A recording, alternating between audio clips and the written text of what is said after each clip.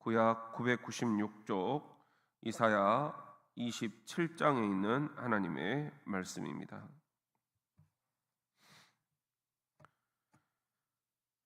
그날에 여호와께서 그의 견고하고 크고 강한 칼로 날랜 뱀 리워야단 곧 꼬불꼬불한 뱀 리워야단을 벌하시며 바다에 있는 용을 죽이시리라.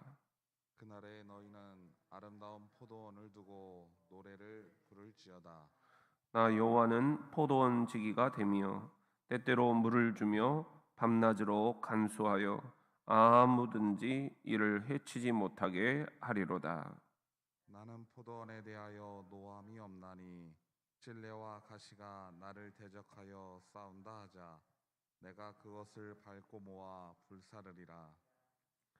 그리하지 아니하면 내 힘을 의지하고 나와 화친하며 나와 화친할 것이니라. 후일에는 야곱의 뿌리가 박히며 이스라엘의 음이 돋고 꽃이 필 것이라. 그들이 그 결실로 지면을 채우리로다.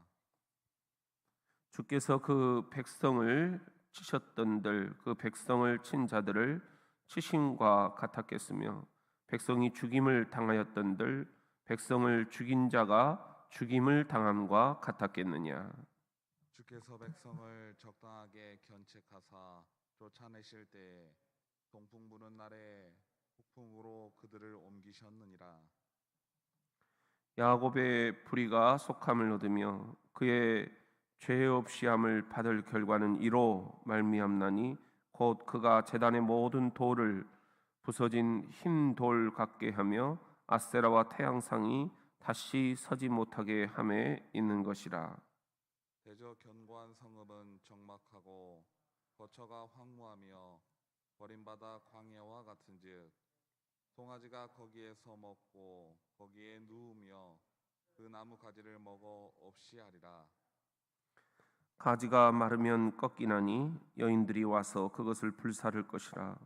백성이 지각이 없으므로 그들을 지으신 이가 불쌍히 여기지 아니하시며 그들을 조성하신 이가 은혜를 베풀지 아니하시리라. 너희 이스라엘 자손들아, 그날에 여호와께서 창이라는 하수에서부터 애굽 시내까지 과실을 떠는 것 같이 너희를 하나하나 모으시리라. 같이 읽습니다. 그날에 큰 나팔을 불리니 아수르 땅에서 멸망하는 자들과 애굽 땅으로 쫓겨난 자들이 돌아와서 예루살렘 성산에서 여호와께 예배하리라. 아멘.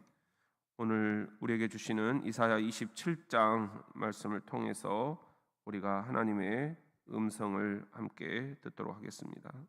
우리 같이 한번 따라합시다. 용을 죽이시리라. 용을 죽이시리라. 1절에 보면 그날의 여호와께서 그의 견고하고 크고 강한 칼로 날랜 뱀 리워야단 곧 꼬불꼬불한 뱀 리워야단을 벌하시며 바다에 있는 용을 죽이시리라 말씀하십니다. 바다에 있는 용을 죽이신다. 이건 이제 최종적으로 여호와께서 구원을 베풀어 주신다 하는 것입니다. 날랜 뱀 리워야단, 꼬불꼬불한 뱀 리워야단. 이것은 상징적인 표현입니다. 이제 하나님께서 이 리워야단 같은 그런 용을 지금 이렇게 심판을 하시겠다 그런 말씀이에요. 주변의 강대국들을 향하여서 리워야단 이렇게 표현을 하고 계시는 것입니다. 근데 아무리 강대국이라 하더라도 하나님께서 한번 심판을 하시겠다 마음을 먹으시면 그건 정말 전혀 우리가 기대하지 않았던 그런 방법으로 하나님께서 치신다라는 거예요. 바다에 있는 용을 이 바다를 주름잡고 있는 해군, 강군, 그 용들을 죽이신다. 그렇기 때문에 우리가 한 치 앞도 내다볼 수가 없습니다. 지금은 강한 것 같지만 하나님이 치시면 언제 넘어질지 모른다 하는 거예요.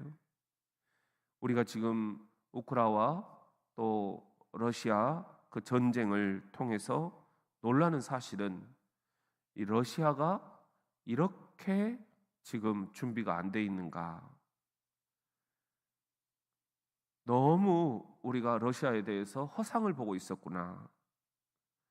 조금만 러시아의 목을 이렇게 죄면 러시아가 무너질 수도 있겠구나 하는 그런 사실에 놀라움을 우리들이 갖습니다.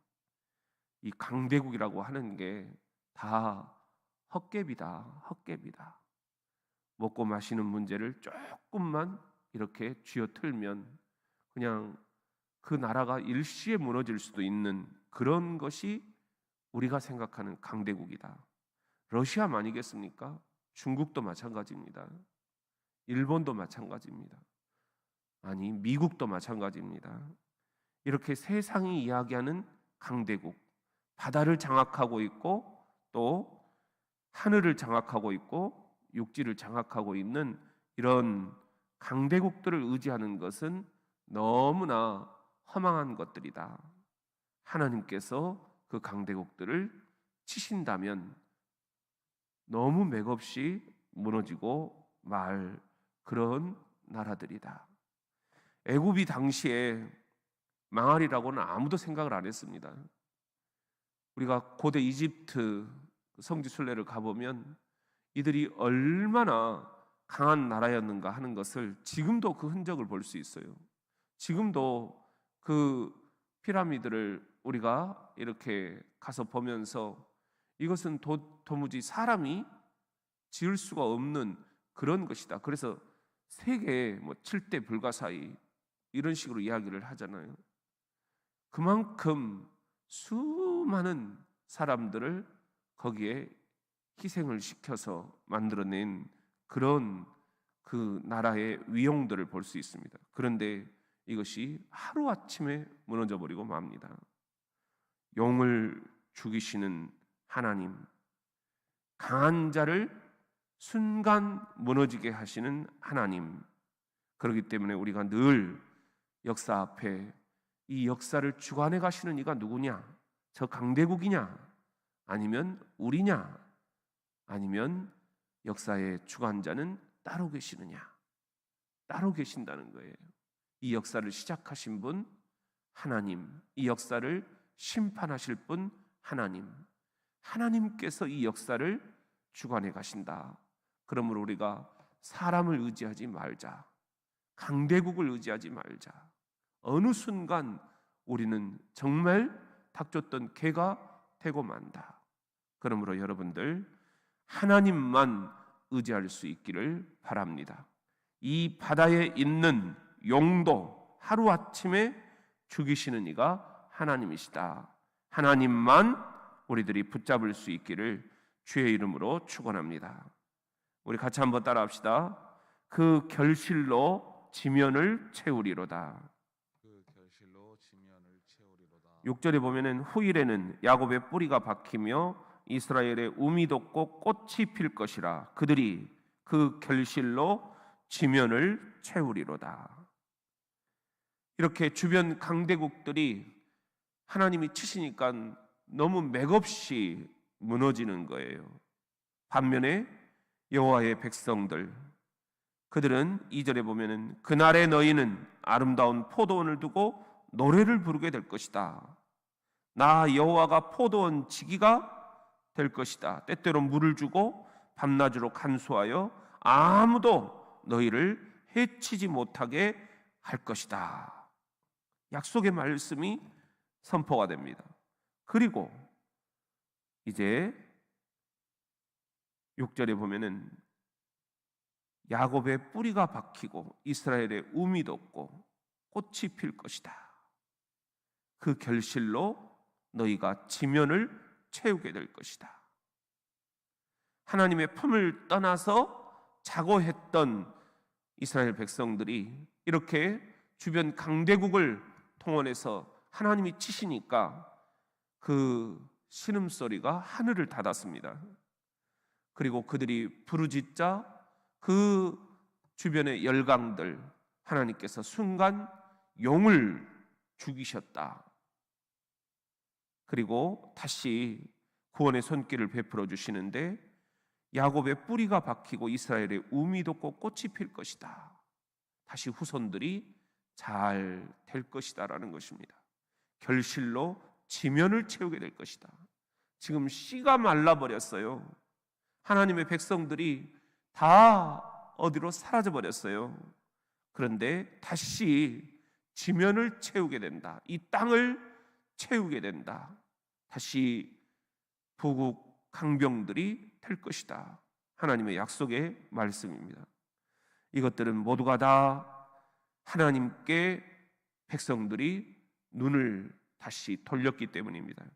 자신들의 힘을 의지하지 않고 주변의 강대국들 힘을 의지하지 않고 하나님과 5절에 보면은 하나님의 힘을 의지하고 하나님과 화친하며 하나님과 화친했기 때문입니다. 하나님과 다시 화해하고 하나님과 다시 친해졌다는 거예요. 우리는 결국 하나님께 돌아가야 된다. 하나님의 힘을 의지하고 하나님과 깨어진 관계를 회복하고 하나님과 다시 친해져야 된다. 이것밖에 우리가 의지할 힘이 없다. 그렇다면 우리가 하나님으로부터 다시 그 결실로 지면을 채우게 되는 놀라운 축복이 임하게 될 것이다. 이 축복의 말씀대로 우리도 하나님을 의지하고 하나님과 화친하고 하나님과 화해하고 하나님과 더욱 친해짐으로 하나님께서 이 하나님의 백성들에게, 저와 여러분들에게, 이 교회에게, 우리 자녀들에게 지면을 채우고도 남는 놀라운 축복이 임할 수 있기를 주의 이름으로 축원합니다. 우리 같이 한번 따라합시다. 예루살렘 성산에서 여호와께 예배하리라.